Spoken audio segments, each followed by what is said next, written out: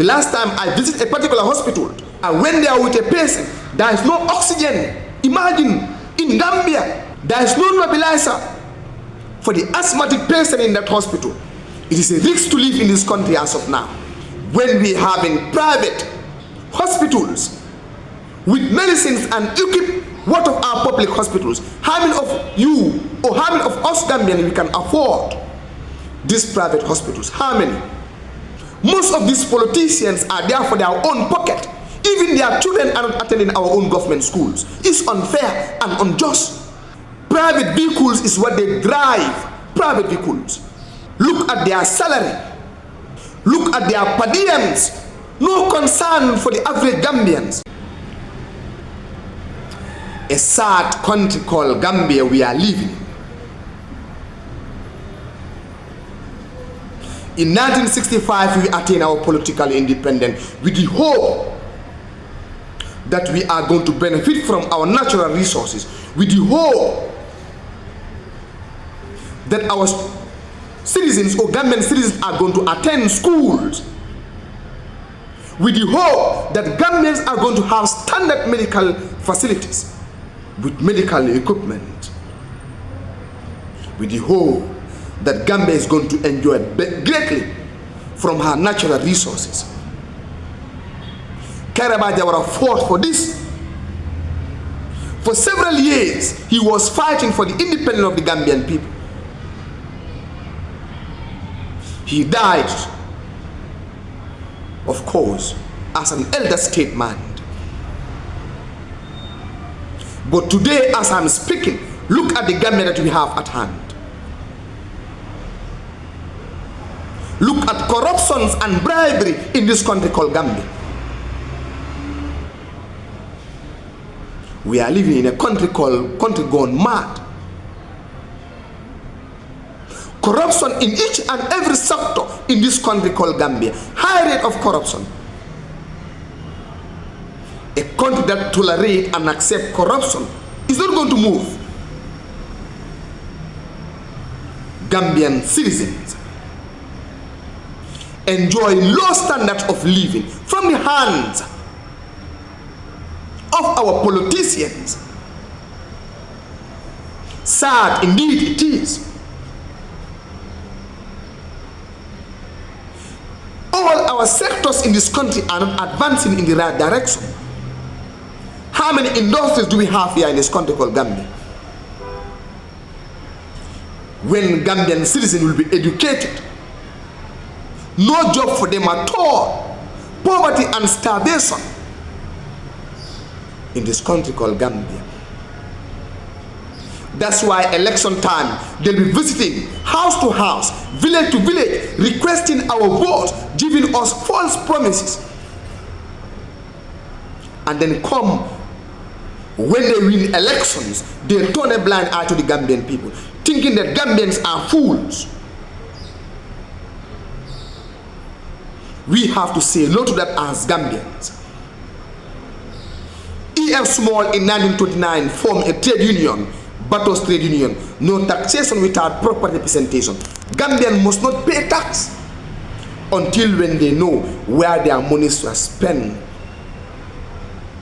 And I believe Gambian also should start to use that slogan, no taxation without proper representation.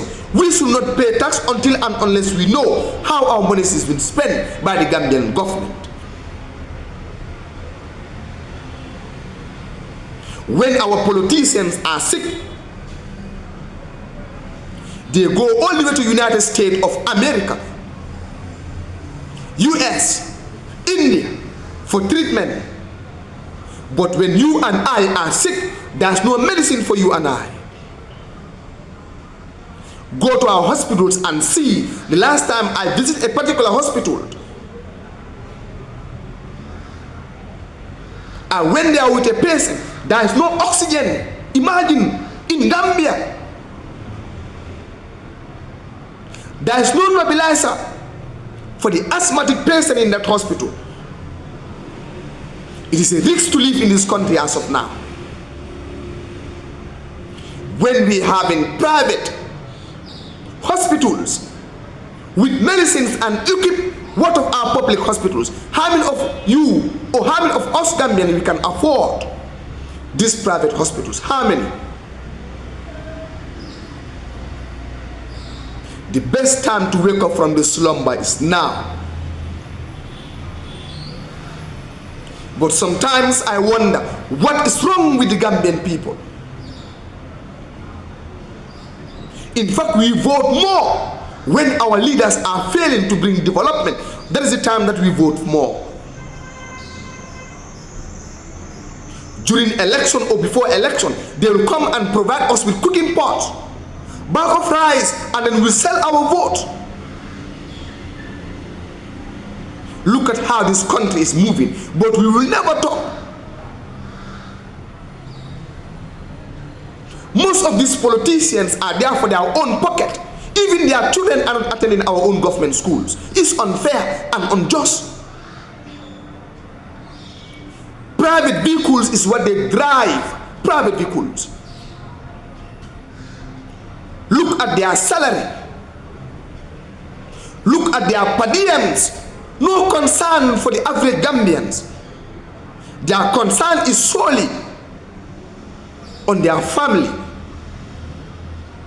We give them 3 vehicles. We fuel their vehicles for free. Credit allowance, even clothing allowance, we give them for them to develop our country.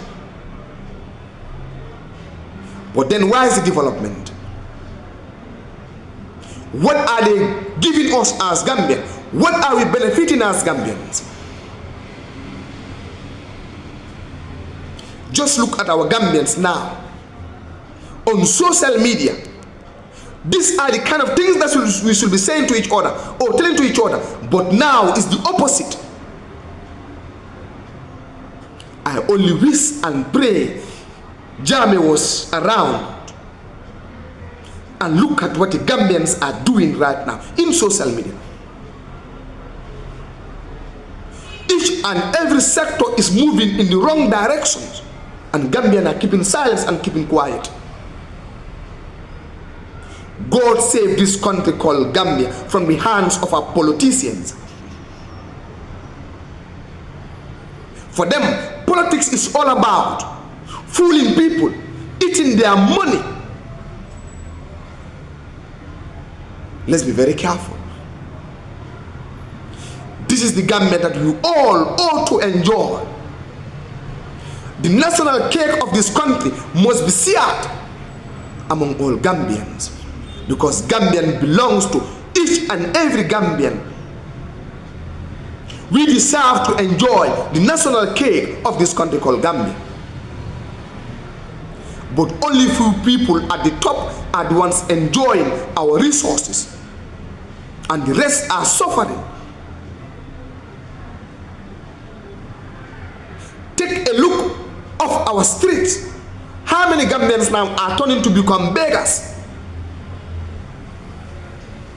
The most hardworking people, the civil servant, the teachers, the soldiers, how much are they receiving as salary?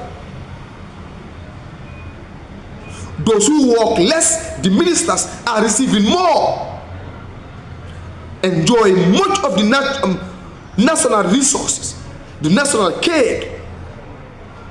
Sad it is. It should not have been in this way.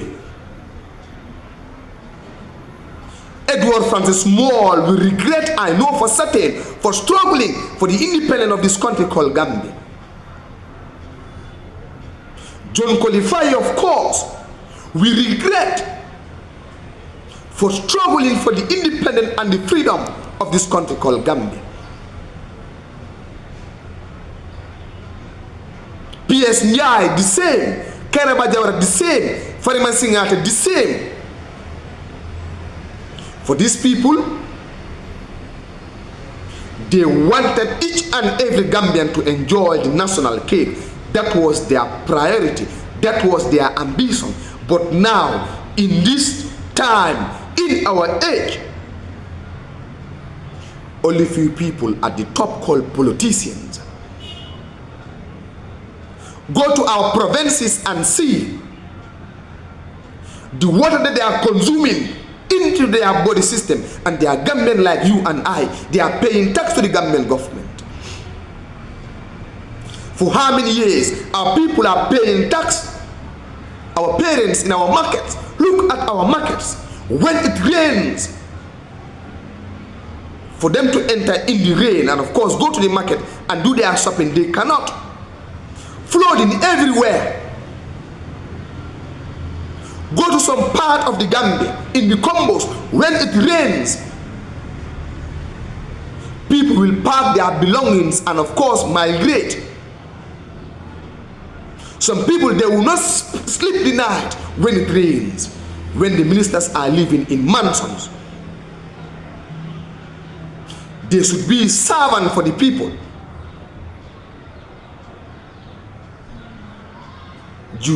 They should learn to become leaders. They are meant to serve us to the best of their ability, but they are not meant to suck our blood. The poor people are the one paying tax. Only few people are benefiting from that resources. It is sad. Life in Gambia at this moment is difficult, and each and every Gambian is keeping quiet. No one talks about it. When you start talking about it, they give you small tip, you keep quiet. When the masses are suffering, look at what is happening in our hospitals. Go there and look at people. They are lying down, no medicines for them. Our politicians, they are seeing with their naked eye. Because for them, they will never go there to receive treatment. Their family members, their wives will never go there to receive treatment. But it is you and I. Sad Gambia.